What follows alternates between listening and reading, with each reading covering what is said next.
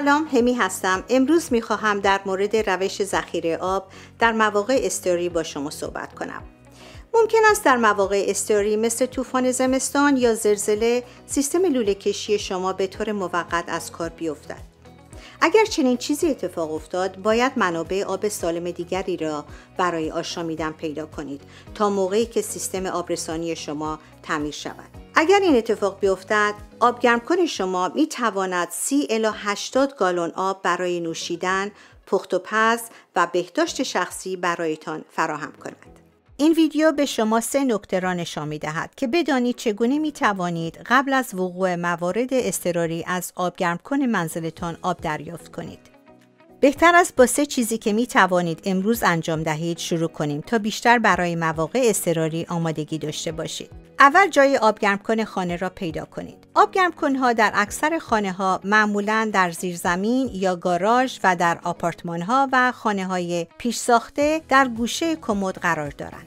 دوم، ببینید آب گرمکنتان با برق کار می‌کند یا گاز. معمولاً بالای آب گرمکن‌های گازی یک هواکش هست همراه با یک لوله گاز و دریچه خاموش کننده. اگر آب گرمکن شما مخزن ندارد، آب ذخیره نمی کند، پس نمی شود از آن به عنوان منبع ذخیره آب در مواقع اضطراری استفاده کرد.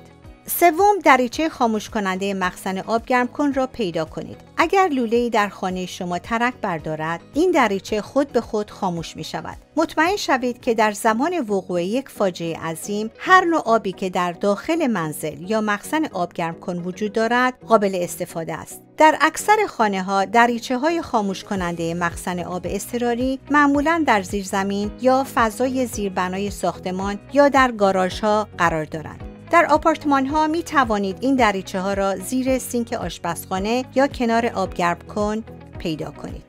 حالا ببینیم چطور می توانیم از آب گرمکن آب بگیریم. اول باید برق یا گاز آب گرمکن را ببندیم. این کار برای حفظ امنیت شما بسیار ضروری است. ممکن است بخواهید یک چراغ قوه، یک عینک ایمنی و یک جفت دستکش محافظ در جایی که قابل دسترس باشد نگه دارید.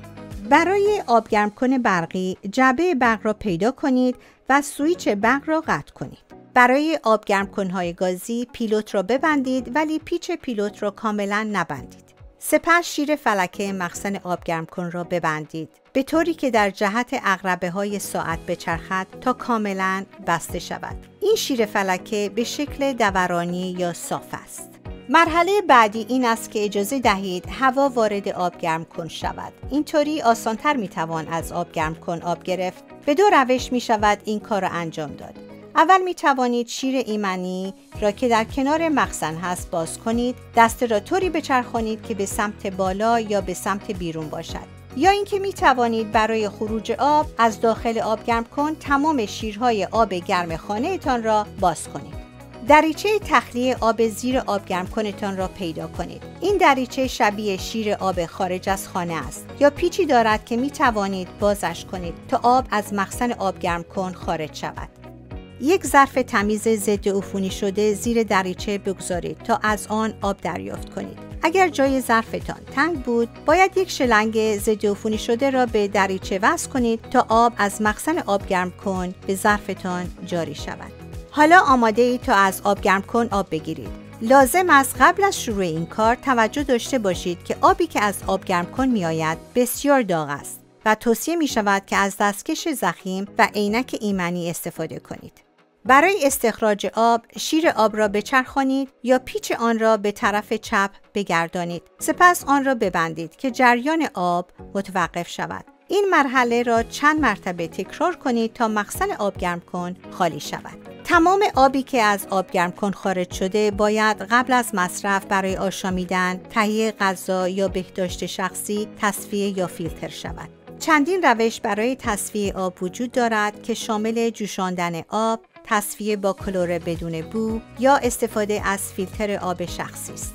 شما به خاطر داشته باشید که آب گرمکن شما نباید تنها منبع آب در مواقع اضطراری باشد. علاوه بر منابع دیگر، باید به اندازه 14 روز آب برای هر عضو خانواده همراه با وسایل مورد نیاز برای تصفیه آب بیشتر در خانه‌تان داشته باشید. برای دسترسی به دستورالعمل‌های چاپی این ویدیوی آموزشی و اطلاعات بیشتر به وبسایت regionalh2o.org مراجعه کنید.